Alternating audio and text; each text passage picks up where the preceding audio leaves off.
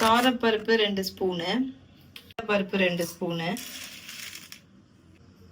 ஒரு 20 பெப்பரு, ஒரு அரை ஸ்பூன் கடுகு, மல்லித்தூள் 1 ஸ்பூனு, சோம்பு ஒரு அரை ஸ்பூனு,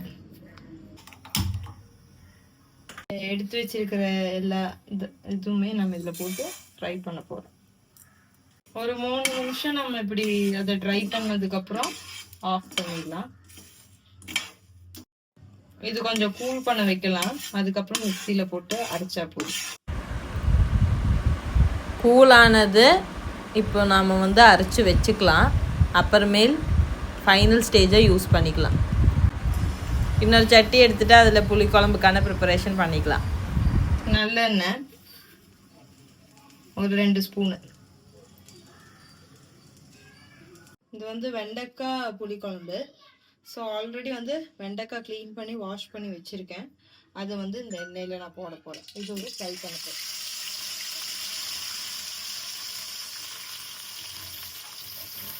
இப்போ நம்ம ஸ்டவ் ஆஃப் பண்ணல, ஏன்னா அதில் வந்து குழம்புக்கான இது பண்ணணும்.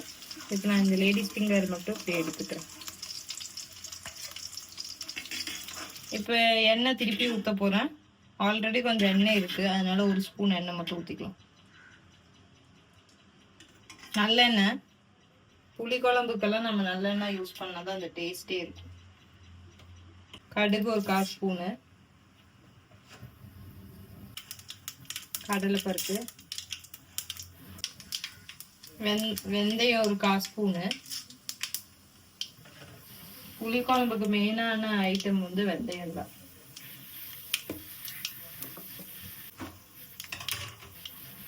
வரமிளகு,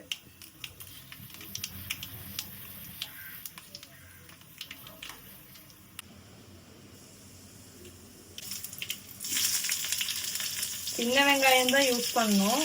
சின்ன வெங்காயம் யூஸ் பண்ணுறீங்கன்னா ஒரு 10 to 15 சின்ன வெங்காயம். நான் வந்து பெரிய வெங்காயம் தான் யூஸ் பண்ணுறேன்.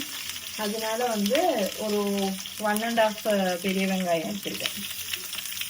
கொஞ்சம் ஸ்லைஸ் பண்ணது கொஞ்சம் வந்து 2 கட் பண்ணி அப்படி போட்டுருக்கேன். வெங்காயம், கருவேப்பிலை, ஒரு பச்சை மிளகு, 5 பல் பூண்டு, உப்பு 1/4 ஸ்பூனு, மஞ்சத்தூள், தனியா, மல்லித்தூள் ஒரு 3/4 ஸ்பூனு, அதே மாதிரி சில்லி பவுடர் ஒரு 3/4 ஸ்பூன்.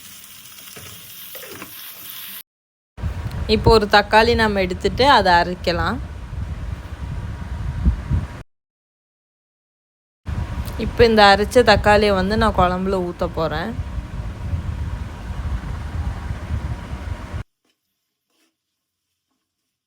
தண்ணியை ஆட் பண்ணுறேன். 1 கப்பு தண்ணி திருப்பி ஊற்றுறேன். இது பாயில் ஆகட்டும்.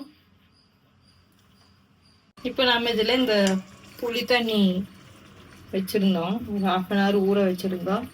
அதை வந்து நம்ம ஊற்ற போகிறோம். நான் ட்ரெயின் பண்ணி வச்சுருக்கேன் ஆல்ரெடி, அதனால நான் அப்படியே ஊற்ற போகிறேன். திருப்பி நான் இது வந்து பாயில் ஆகட்டும் ஒரு 5 நிமிஷம். அதனால மூடி வச்சுக்கிறேன்.